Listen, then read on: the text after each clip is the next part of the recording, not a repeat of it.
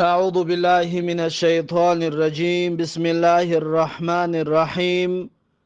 الحمد لله، الصلاة والسلام على رسول الله، ثم أما بعد. السلام عليكم ورحمة الله وبركاته. امام نووی رحمه الله در کتاب ریاض الصالحینش میگوید باب تحریم النمیمتی، یعنی باب در مسئله حرام بودن خبرکشی و حرام بودن سخنچینی. و در زیر این باب امام نووی رحمه الله میگوید و هی نقل الکلام بین الناس على جهت الافساد، یعنی همین نمیمه و سخنچینی و خبرکشی نقل الکلام بین الناس است، یعنی که بردن و نقل کردن سخنان در بین مردم علی جهت الافسادی، با مقصد تباهی و ایجاد فساد. یعنی هر انسانی که سخنهای مردم را دهن به دهن و گوش به گوش میگرداند و هر انسانی که خبرکشی و سخنچینی میکند با مقصد و نیت و هدف و مرام ایجاد کردن فساد، پس آن نامش می شود نمیمه. پس نمیمه در اسلام حرام و ناجایز است. چطوره که امام نووی رحمه الله در زیر این باب 2 آیت و 3 حدیث برای ما و شما تقدیم و پیشنهاد میگرداند. اولین آیتی که میآورد میگوید قال الله تعالی، الله سبحانه و تعالی فرموده است هماز مشاء بنمیم. این سوره قلم آیتی 11 می باشد. الله سبحانه و تعالی در سوره قلم در آیت 10 می فرماید ولا تطع كل حلاف مهین. الله سبحانه و تعالی میگوید ای پیامبر و همچنین ای مسلمانان اطاعت نکنید هر انسانی را که حلاف است، یعنی بسیار سوگند خورنده و قسم یاد کننده است، چی آن سخنانش برای حق باشد چی برای ناحق. یعنی هر کسی که بسیار قسم یاد میکنند او را میگویند حلاف. الله سبحانه و تعالی میگوید اطاعت نکن هر حلاف و هر قسم خور و قسم یاد کننده و سوگن یاد کننده را که مهین است، یعنی که اون انسان حقیر است، انسان خرد و انسان پست می باشد، هر انسانی که بسیار قسم یاد کننده باشد. بعد از این الله سبحانه و تعالی میگوید هماز مشاء بنمیم، یعنی که همچنین اطاعت نکن هر انسانی را که هماز است، یعنی که عیبجو و بدگو و بدزبان هست، مشاء بنمیم هست، یعنی که برنده و نقل کننده و رساننده سخن هاست که به دیگران برده سخن میرساند، سخنچینی میکند از جهت فساد، میخواهد در بین برادرها و دوستا ناتنجی را ایجاد کند، فساد را ایجاد بکند و نافهمی را ایجاد بکند. با این مقصد مشاء بنمیم است، یعنی نقل کننده بسیار سخنچینی و بسیار انسانی فتنه انداز می باشد. پس الله سبحانه و تعالی در این آیت از پیروی کردن و گوش کردن و دقت دادن این طور انسانها ما و شما را نهی میکند و باز می‌دارد. از جمله پیغمبر صلی الله علیه و سلم را نهی کرده است که این طور انسانها را هیچگاه اطاعت نکن و پیروی و گوش نکن. و شاعر هم درباره انسانهای سخنچین و درباره انسانهایی که گبر و گپآر هست سیر دیگرها را به دیگر انسانها میفروشد و میگوید. بسیار سخن زیبا گفته است، میگوید که هر کی عیب دیگران پیش تو آورد و شمرد، یعنی هر کسی که عیب دیگران را در پیش تو میگوید و با تو نقل میکند، اون انسان را تنقید میکند، اون انسان را عیب جویی میکند، از اون انسان خبرها و سراش هم میارد برای تو میگوید. شاعر میگوید بگمان عیب تو پیش دیگران خواهد برد بدون شک. میگه شک نکن که سخنهای دیگران را میارد در تو میگوید، هر چیز را تو گفتی گپ تو را باز برده برای دیگرها میرساند. پس این طور انسان ها یک بیماری دارند، یعنی این طور انسان ها بیماری دارند که باید نقل قول کنند، سخن این را به آن برده برساند، آن را به کسی دیگر. این انسان ها بیمار می باشند. متاسفانه مخصوص در این شب و روز این طور انسان های بیمار زیاد دیده می شود که هر چیزی را شنید و هر چیزی را براش گفتند بدون تحقیق و بدون کافت و کاب و جستجو آن سخن را همچون حقیقت برای مردم نقل میکنند. این حرام و ناجایز می باشد. در این صورت یک مسئله پیش می آید که مثلا یک انسان برای شما کسی را سیرش آورد گفت، آیا اون انسان را شما میشناسید؟ اون انسان را که این خبرکش سیر یک آدم را گفت، شما اون آدم را میشناسید؟ آیا شما حق دارید که اون آدم را بگویید که این انسان خبرکش است، سخنچین است، این انسان خبربر و خبرآر هست؟ آیا حق دارید؟ بله، موافق شریعت شما حق دارید و رفته اون انسان را برسانید که این انسان سخنچین هست و از این انسان احتیاط باش که این سر را با خودش نگه داشته نمیتواند. با مقصد صلح و با مقصد اون انسان را آگاه کردن، بله شما حق دارید. الله در سوره بقره آیت 220 میگوید والله یعلم المفسد من المصلح. الله سبحانه و تعالی فساد زننده و فسادکاران را از انسانهای صلح پرور خوب میشناسد و خوب میداند. پس با نیت و مقصد اصلی و با مرام شما که اون انسان را اصلاح کنید، با این مقصد جایز است که شما رفته برای اون انسان خبر بدهید که این انسان سخنگیر یا که انسان امانتدار درباره سخن نمی باشد. متاسفانه این چیز در این شب و روز زیاد مردمی هست از شما گپ میگیرند و گپ شما را برده به دیگران میرسانند. الله سبحانه و تعالی پناه دهد از این انسان‌های خبیث و از این انسان‌های بیمار. الله سبحانه و تعالی شفاشان دهد. خب این اولین آیتی بود که امام نووی رحمه الله در زیر باب حرام بودن سخنچینی آورده است. و دومین آیت را همچنین می آورد، میگوید که وقال تعالی، الله سبحانه و تعالی گفته است که ما یلفظ من قول الا لدیه رقیب عتید، یعنی که انسانیت هیچ سخنی را به زبان نمی آورد مگر اینکه در نزد اون انسان نگهبانی آماده نویستن هست. نگهبانی هست که اون نگهبان عتید است، یعنی مهیا و آماده است که هر سخن تو را نوشته بکند. پس ای انسان، وقتی که تو بفهمی که هر سخن تو ثبت می شود، ضبط می شود، هر لحظه در بالای سر تو کامera است که تو را به نوار می گیرد، آیا آن کارهایی را که در پنهانی میگویی، در پنهانی میکنی، آیا میتونی در روبروی کامera اون کارها را بکنی؟ نمیتوانی. پس کامراهای الهی بالای سر تو هست که همه حالت تو را ثبت میکند.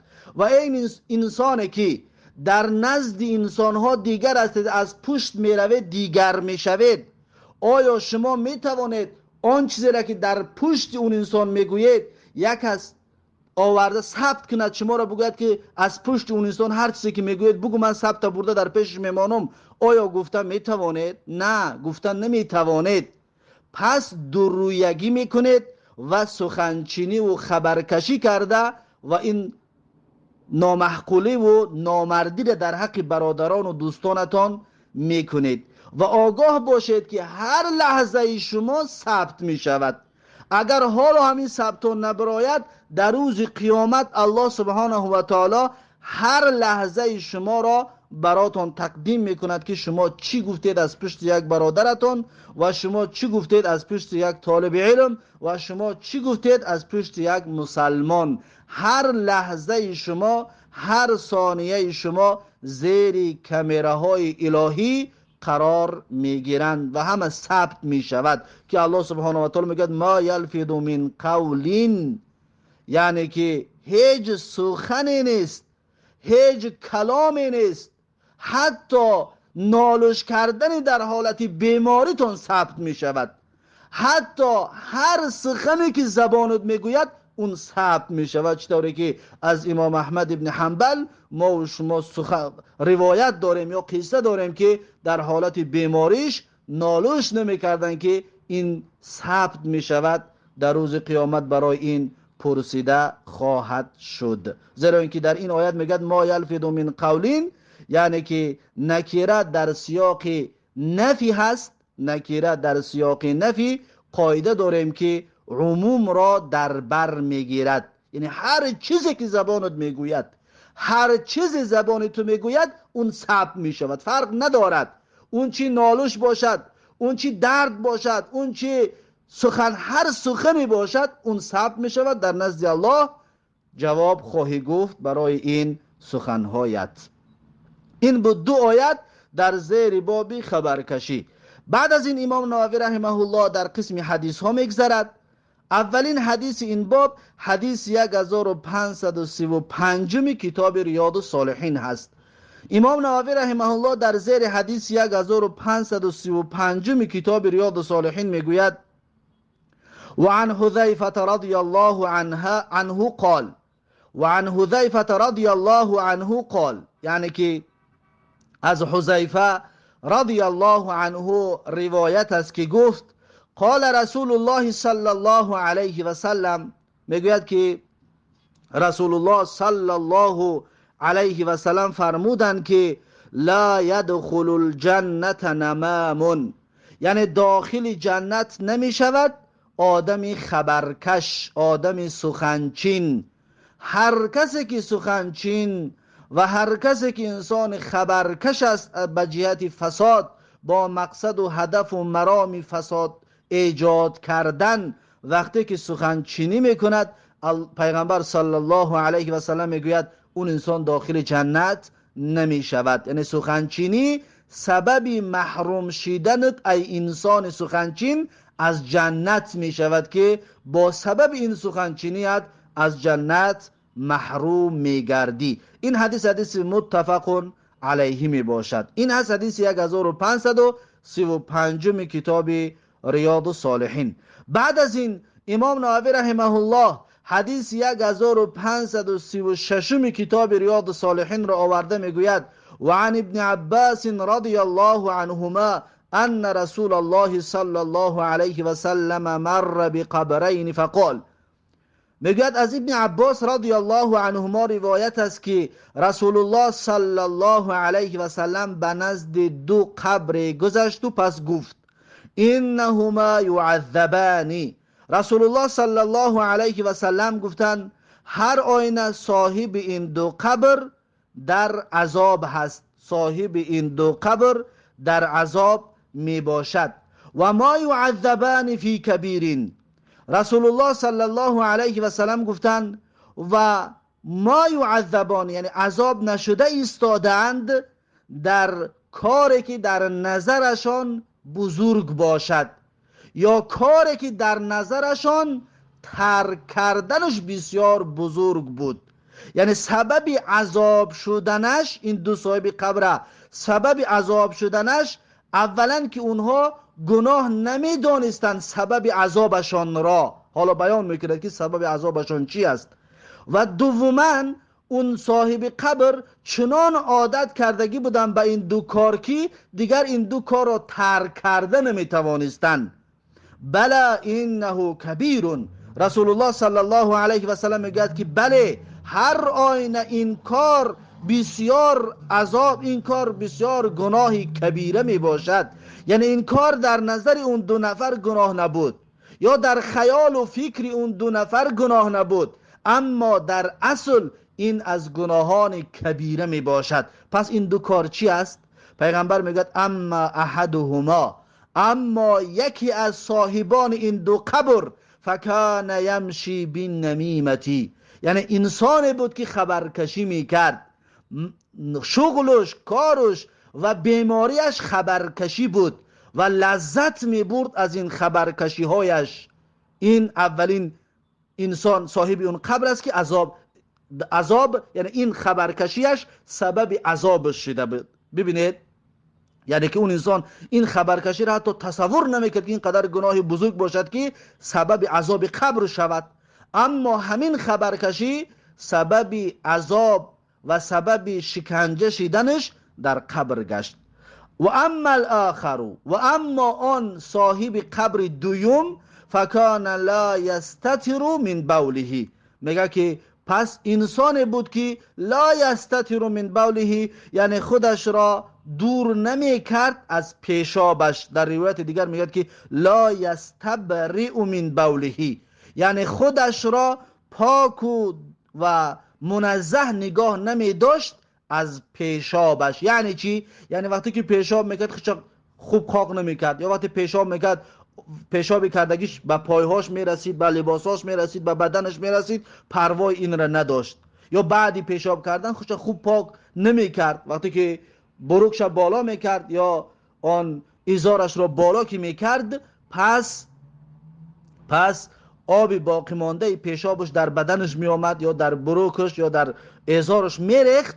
پس این انسان را الله سبحانه و تعالی به سبب ان همین بی اهمیتیش برای پیشابش که خوب پاک نکرده است، عذاب قبر بالاش آورد. یعنی این را هم شاید بسیار مردم فکر کنند که این هیچ باکی ندارد، اما این سبب عذاب شدن در قبر میگردد برای انسان.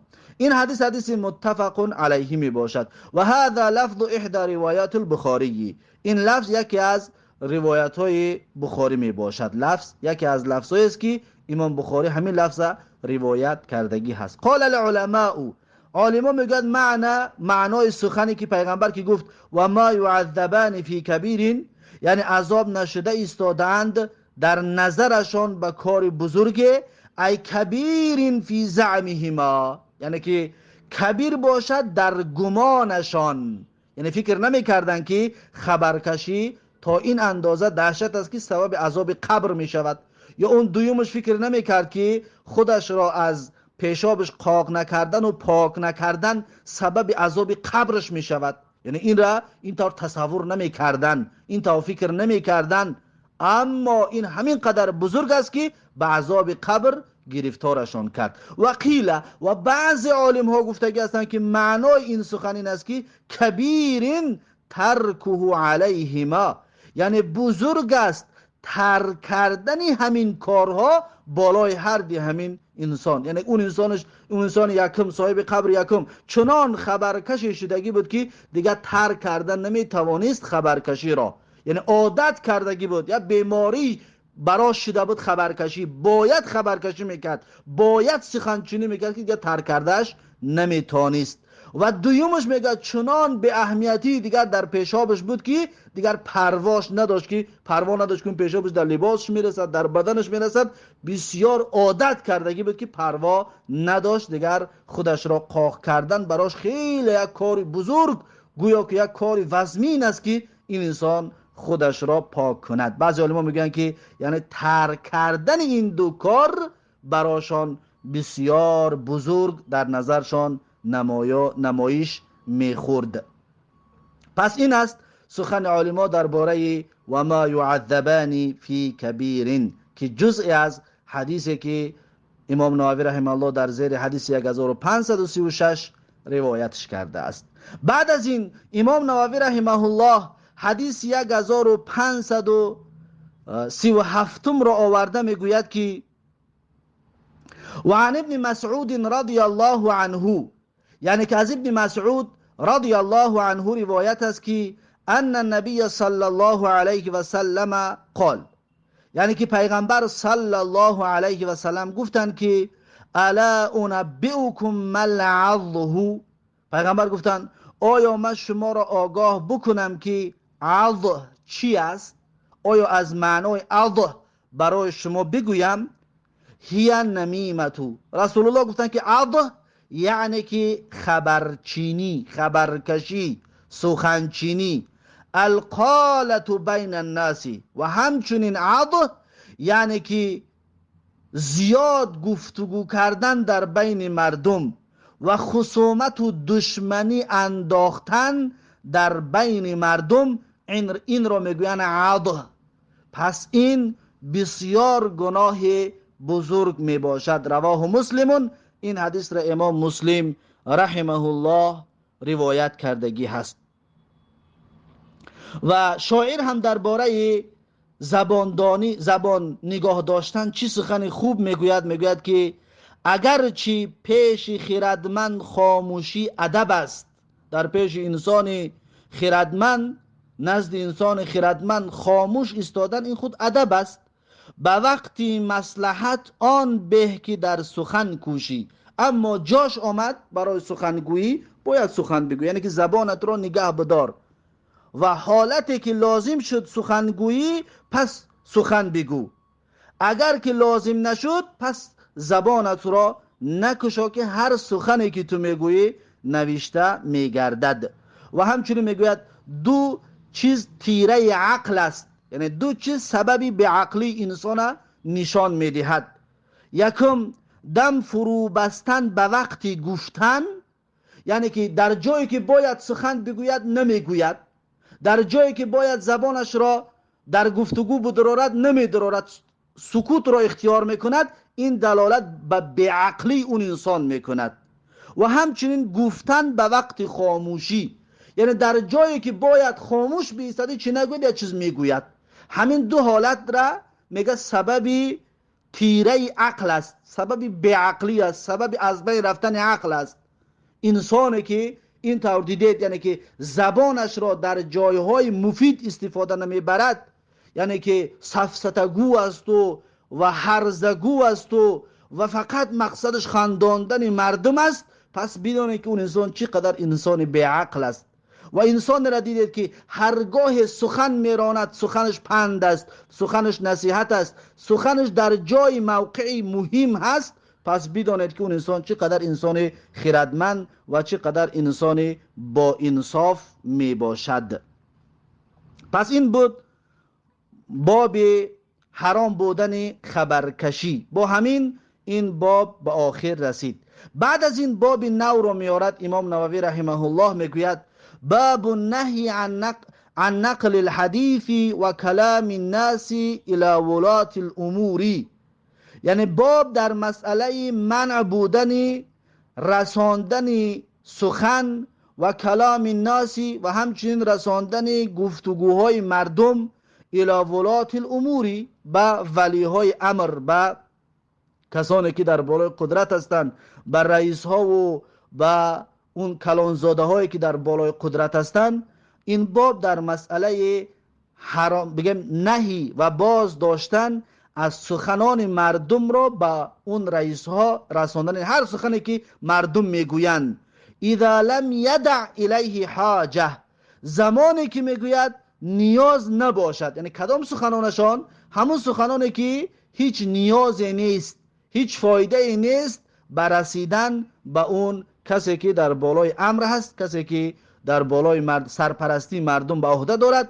که خوف مفسدت و نحویها، مثلا خوف مفسده نباشد، یعنی رخ دادن یگان مفسده اگر نباشد یا مانند این، پس اون سخنان مگر رسانده نشود، بهتر و خوبتر است. یا که نهی است از هر سخن رساندن. اما دیدیم که اگر مفسده هست، یک انسان میخواهد در جامعه فساد را بیارد، یک انسان در جامعه ناتنجی را آورده ایستاده است، یک انسان میخواهد فتنه را در جامعه ایجاد بکند، در این صورت رساندن به ولات الامور سخن اون طایفه مردم با دلیل و با مدرک جایز است، با تهمت نباشد، با دلیل و با مدرک جایز است، درست است، حتی واجب است برای اون انسانی که آگاه است از فساد اون طایفه مردم، از فتنه اون طایفه مردم، از تباهکاری اون طایفه مردم، پس به ولات الامور حق دارد که برده برساند این سخن را. حتی واجب است تا اینکه پیش راه اون فساد، پیش راه اون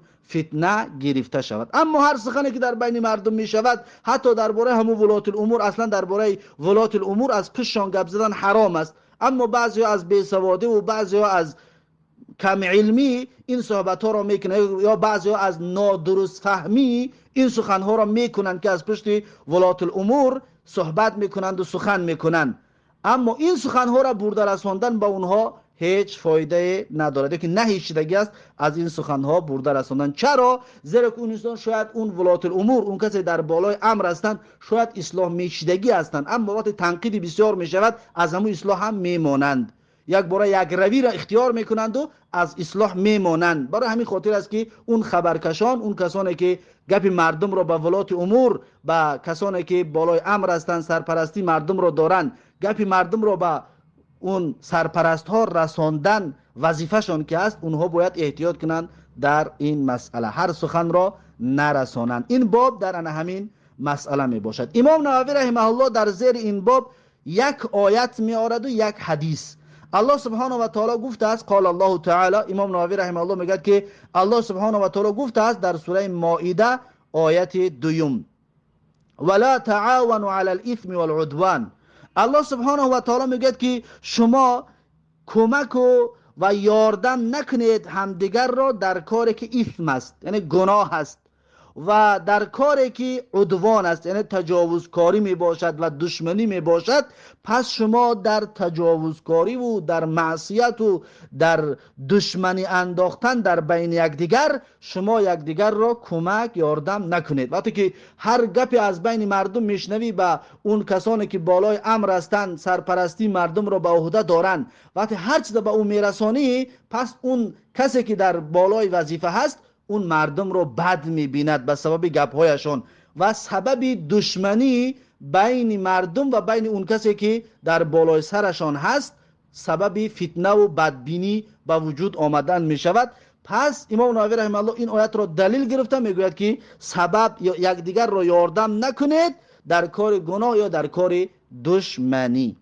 پس این به طبق همین آیت جایز نیست که هر سخن را برده رساندن، نه اینکه فقط بر اون کسی که در بالای امر است و سرپرستی مردم را به عهده دارد، به هر کسی دیگر هر سخنی که فایده ندارد برده نرساند. ببینید هر یک انسان خودش را تصور کند. ببین یک انسان در پیشت میبیند، حرمتت میکند، احترامت میکند، وقتی که درباره‌اش میشنوی که از پشتت گپای بد میگوید، در دل تو یک بدبینی نسبت همون انسان پیدا میشود.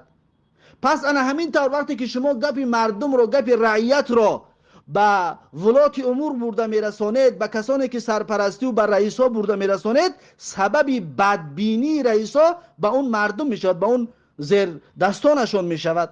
پس از همین حساب باید انسان هر چیز را نرساند، باید احتیاط کند. اما اگر سبب فتنه کلانه باشد، واجب است در گردنش رساندن، نه اینکه جایز، واجب است تا اینکه پیش فتنه گرفته بشود. میگه امام نووی رحمه الله میگه و فی الباب الاحادیث السابقه فی الباب قبله، و در همین موضوع، همین باب است، میگه حدیث هایی که گذشت در باب قبلیش، یعنی در باب پیشینه میگه گذشت، پس اون حدیث ها میگوید درباره همین موضوع باب نومان می باشد. و بعد از این امام نووی رحمه الله یک حدیث را که در زیر این باب آورده است، حدیث 1538 کتاب ریاض الصالحین می باشد. امام نووی رحمه الله در زیر حدیث 1538 کتاب ریاض الصالحینش می گوید و عن ابن مسعود رضی الله عنه قال، یعنی که از ابن مسعود رضی الله عنه روایت است که گفت قال رسول الله صلی الله علیه و سلم، میگه رسول الله صلی الله علیه و سلم فرمودند که لا یبلغنی احد من اصحابی عن احد شیئا. پیغمبر صلی الله علیه و سلم میگوید نرساند، نآورد نزد من کسی از یارانم از کسی دیگر خبر را. ببینید رسول الله صلی الله علیه و سلم میگوید از دیگرها، ای یاران و دوستانم، ای مسلمانان، ای کسانی که در زیر رعیت هم هستید، شما سخنان دیگرهایی که در بین مردم می شود اون رو آورده به من نرسانید. چرا؟ رسول الله صلی الله علیه و سلم بیان میکند چرا نرسانید. میگه فإنی احب ان اخرج الیکم. رسول الله میگه پس من دوست میدارم که نزد شما بیایم و نزد شما برایم و انا سلیم صدری، و در حالی که من سلیم صدر باشم، یعنی در دل من چیزی نباشد، چی بدبینی نسبت به کدام شما نباشد. پس من سلیم صدر، یعنی که با دل تازه و با دل که ذره بدبینی نسبت به کسی نداشته باشم، من بین شما ببرم. پس از این حساب است که